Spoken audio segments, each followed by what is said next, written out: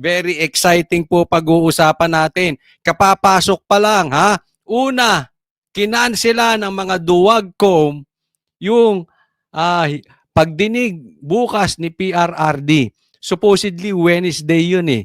Kinancel nila. Okay? Natakot. Gawin na lang daw Thursday. Oh. Pero eto, si PRRD susugod pa rin bukas para kumprontahin sila. Yan.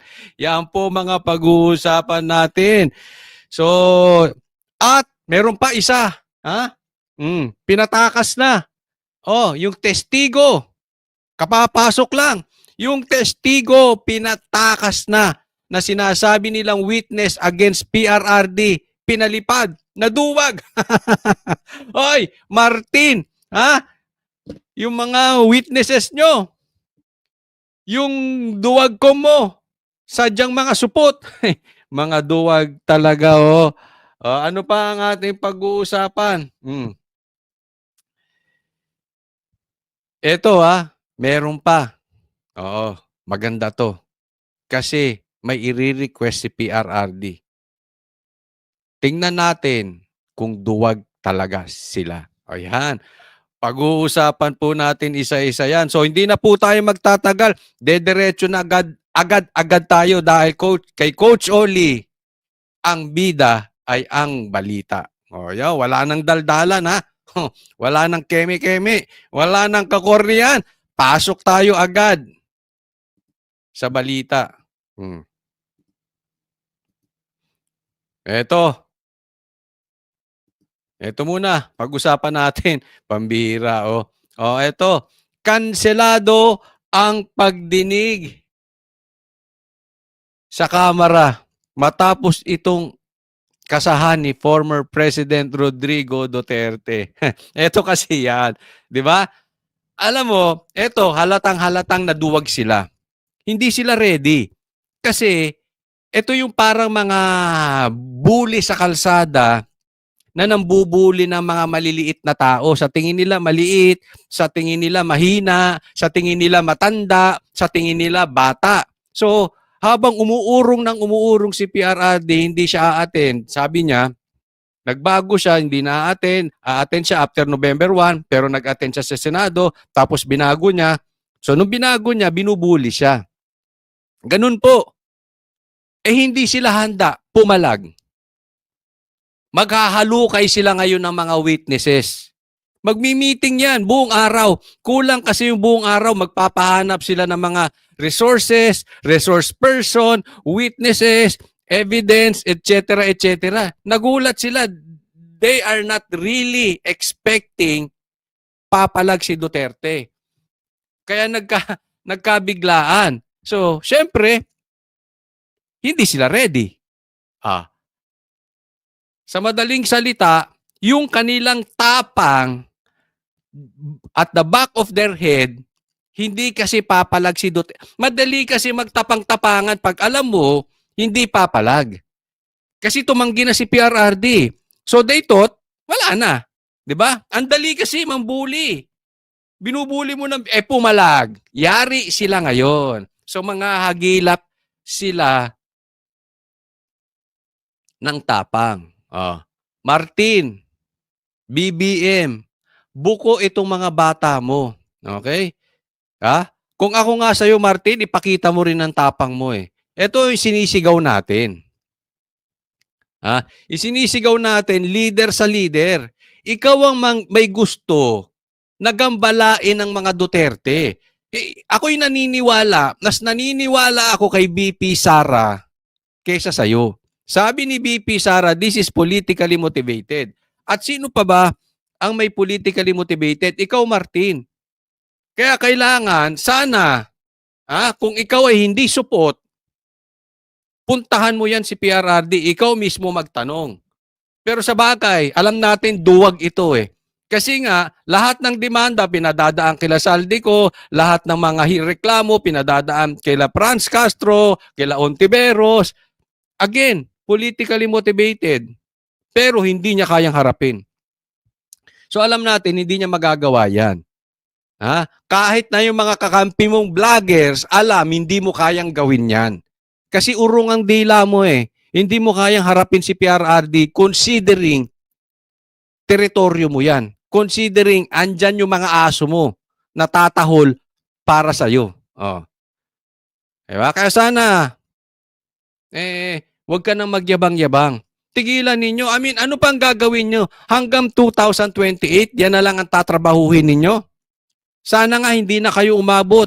Hindi na kayo manalo sa 2025 election. Kayo naman mga botante, matuto na kayo. Pagka ibinoto nyo pa itong mga to, baka ewan ko sa inyo. But anyway, again, kanselado na po. Kanselado na ang pagdinig sa Wednesday. Sa Thursday na lang daw. Di umano gagawin. Natakot sila kay PRRD, oh. Oh, thank you Presidential Tracker, ha. Oh, diyan natin nakuha yung balita. News update. Kanselado ang pagdinig ng Kamara matapos itong kasahan ni former Rodrigo Duterte. Oh, thank you, thank you. Pero tuloy ito sa Thursday. Ngayon, etong magandang balita. Oh, tingnan nyo tong mabuti. Oh, eto naman. Oh, tingnan nyo. Oh, susugod pa rin si PRRD bukas. At basahin natin. Former President Rodrigo Duterte will go to Batasan Pambansa on Wednesday at 10 a.m. Bukas pa rin yan to confront the House Quad Committee members regarding the rescheduling of the November 13 hearing on war on drugs to November 21 according to former spokesperson Attorney Panelo. Ginawa pa lang November 21. Ay, sus! Teka, tingnan natin ang kalendaryo natin, ha? Oh, hindi pala hindi sa Thursday, next Thursday, naduwag. Ha? Oh, pero susugurin kayo. Alam mo, kung ako sa inyo, Dan Fernandez, barbers, wag na kayong humarap sa camera. Mga duwag kayo. Oy! Ito, sino pa? Abante, Paduano, ang tapang-tapang nyo. Ano yan, naduwag? Oh, pinospone nyo 1 linggo. Sino maniniwala sa mga uwas na ito? Di ba? Ay, sige nga kayo. O sige, tanungin natin yung mga bashers. Kayo mga pula. Kayo mga pinklawan na bata ni Martin. Oh, sige nga. Kayo ba hindi kayo nagtataka? Bakit biglang pinospone nung pumalag? Sige, maglabas na kayo ng presko nyo na mga excuses nyo. Dati na natin, basahin natin. Susugurin kayo ni PRRD para harapin kayo. Paduano, pumunta ka ron, ha? Abante, pumunta ka ron. Dan Fernandez, Englishin mo si PRRD ng iyong 20,000 questions. PRRD, may request ako sa iyo. PRRD. Pwede. Actually, nabanggit ko na ito dun sa mga malalapit sa inyo. Para makarating sa iyo, PRRD, request lang naman. Oo. Pag nagtanong sa iyo si Dan Fernandez, Englishin mo. Ng mga matis. Englishin mo yan si Dan Fernandez, ha? Pwede naman kasing magtagalog. Hindi nyo naman dapat kinahihiya. Ako, tinan nyo si Attorney Vic. Magaling mag-English pero nagtatagalog. Wag ka nang mag-English kung English kinamatis ka. PRRD, pakiusap. Lahat ng sagot nyo kay Dan Fernandez, Englishin nyo. Tuloy tayo. Yari kayo. Pupuntahan kayo bukas. Bukas. Yes, bukas. Wednesday, November 13.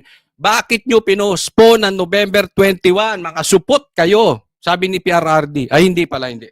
According to former spokesman, Attorney Salvador Panelo. Why after demanding his presence and acceptance their invitation and coming here last night, they will just cancel it without prior notice. Pinuntahan pa raw nyo. Pinuntahan nyo pa raw kami. Tapos, nung tinanggap ang imbitasyon nyo, naduwag kayo. Abay gago rin eh, no? May kalokohan talaga ito. Simula ngayon, mga kababayan natin, ito ba ay karapat-dapat pang tawaging Quadcom o Duwagcom? Ay, tayo nagtatanong lang, ha? Nagtatanong lang naman tayo. Ah, grabe. PRRD, pakis nga. Hindi, mismo, hindi ako nakakita ng ganitong leader na ganito katapang. Susugod mismo sa kural ng mga buhaya. Tapos, susugurin sila sa teritoryo nila. Yung mga buhaya doon sa teritoryo nila biglang nagsiurong. Saan ka nakakita ng susugurin ka sa teritoryo nila na magkakasama sila doon? Mag-isa lang si PRRD, sila pa ang naduwag. Mismo to si PRRD. Parang gusto ko igis. Ako na-imagine ko kasi sa San Beda po to nag-College of Law. And graduate po ako ng college sa San Beda.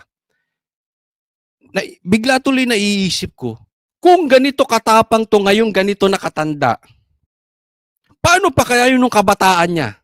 Nung college niya? I mean, nai-imagine ko. Iba po ang galawan ng mga law students sa San Beda before, nung time ko. Lalo na siguro nung ganito katapang. Ay, grabe. Matindi ito si PRRD. Yan ang gusto ko, hindi yung puro dakdak. Puro dakdak. Dakdak. Sabi pa ni Paduano, ano yan? Naduduwag? Ngayon, Paduano, sinong nagmukhang duwag? Si PRRD, ikaw? Hindi, nagtatanong lang. Hindi po kita pinagbibintangan, nagtatanong lang. Sinong nagmukhang duwag sa inyo? Di ba? At etong maganda. Ito balita to ng ABS-CBN. Duterte, will ask them to schedule a marathon hearing of 10 days. Panelo added. O yan. Pambihira. Ha? Hindi lang po kayo kukomprontahin bukas. Bakit in-schedule nyo ng 1 week after, Thursday, November 21? Yung pala, duwag kayo. Kaya ito ang sagot ni PRRD. Marathon hearing, 10 days. Sige, ubusin nyo lahat ng mga testigo ninyo. Oy, mga manunood ko, palakpakan naman kay PRRD dyan. Manual po tayo, palakpakan, pambira. Maalala nyo, nung sa Senado, ay ayaw niyang umuwi. Sa tingin nyo, kaya gawin ni BBM yan? Pag natanggal na siya sa 2028? Hindi. Baka nga isang oras, hindi tumagal sa BBM doon, nakakasagot. Magagaganon. Baka mamaya, pumunta ng Goldilocks yun at mamili ng pulburon. Si Martin, halimbawa, siya naman ang ipatawag sa 2028, bumabaliktad ang mundo. Anong sasabihin ni Martin?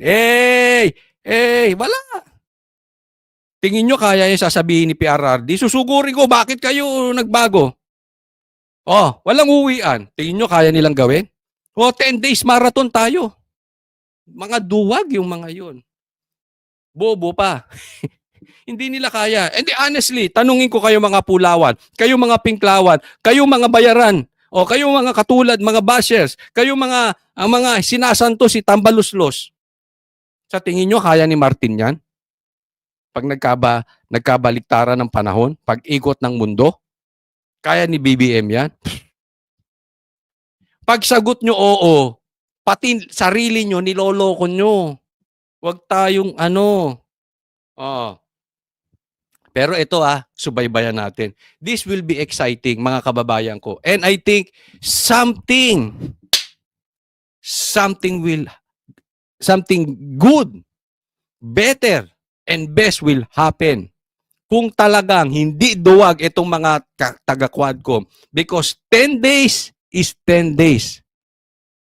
Makakapaghanda rin ang mga supporters ni PRRD during that 10 days. Posibleng may magandang mangyayari. 10 days po. Kung hindi duwagcom. Ni-request yan, 10 days. Exciting, di ba? Tanong, eto na ba yung inaantay natin mga kababayan ko? Ha? We are in for an exciting time. Huwi! Yan po ang pinagkakaiba naming mga vloggers, mga DDS vloggers, mga legit Duterte supporters compared doon sa mga pula. Kasi yung mga panatiko, mga vloggers sa kabila, sila ang pinauuna ni Martin at saka ni BBM. Habang yung kanilang amo nakatago. Busal ang bibig, duwag. Kay PRRD hindi. Sila ang sumusugod. Tayo, suporta lang. Di ba? Sarap ng buhay natin. Bakit? Yung leader natin, totoong leader. Yung leader nila, boss.